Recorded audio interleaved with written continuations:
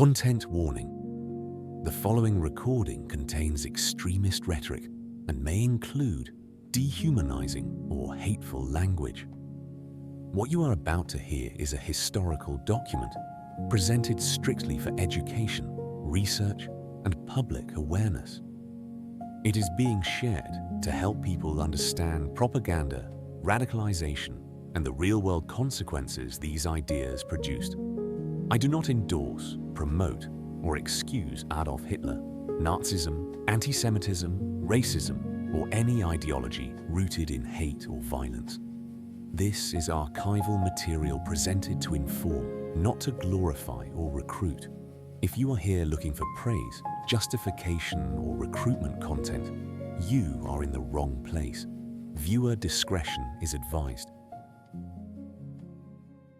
There are two things which can unite men: common ideals and common criminality.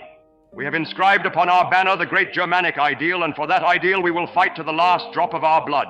We National Socialists have realized that from the international cesspool of infamy, from the Berlin of today, nothing can come to save the fatherland. We know that two things alone will save us. First, the end of internal corruption, the cleansing out of all those who owe their existence simply to the protection of their party comrades. Through the most brutal ruthlessness towards all party officials, we must restore our finances. It must be proved that the official is not a party man, but a specialist. The body of German officials must once more become what once it was. But the second and the most important point is that the day must come when a German government shall summon up the courage to declare to the foreign powers, the Treaty of Versailles is founded on a monstrous lie. We refuse to carry out its terms any longer. Do what you will. If you wish for war, go and get it. Then we shall see whether you can turn 70 million Germans into serfs and slaves.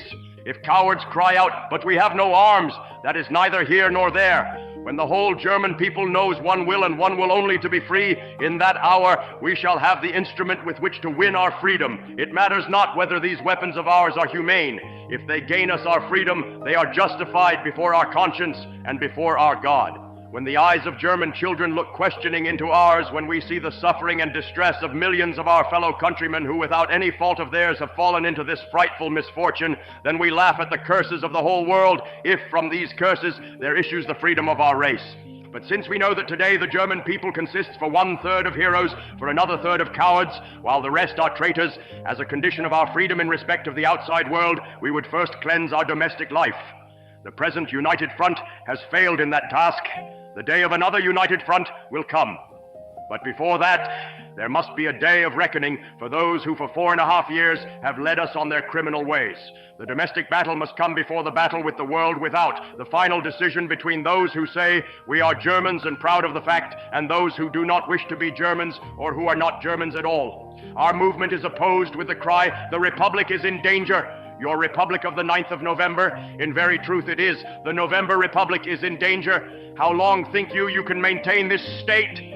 Our movement was not formed with any election in view, but in order to spring to the rescue of this people as its last help in the hour of greatest need, at the moment when in fear and despair it sees the approach of the Red Monster.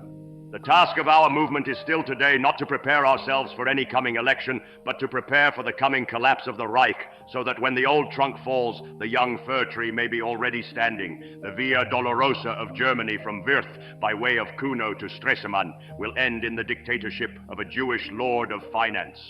We want to be the supporters of the dictatorship of national reason, of national energy, of national brutality and resolution. Germany can be saved only through action, when through our talking here, the bandage has been torn from the eyes of the last, of the befooled. It is from our movement that redemption will come, that today is the feeling of millions. That has become almost a new religious faith. And there will be only two possibilities. Either Berlin marches and ends up in Munich, or Munich marches and ends up in Berlin. A Bolshevist North Germany and a nationalist Bavaria cannot exist side by side, and the greatest influence upon the fortunes of the German Reich will be his who shall restore the Reich. Either Germany sinks, and we through our despicable cowardice sink with it, or else we dare to enter on the fight against death and devil and rise up against the fate that has been planned for us. Then we shall see which is the stronger, the spirit of international Jewry or the will of Germany.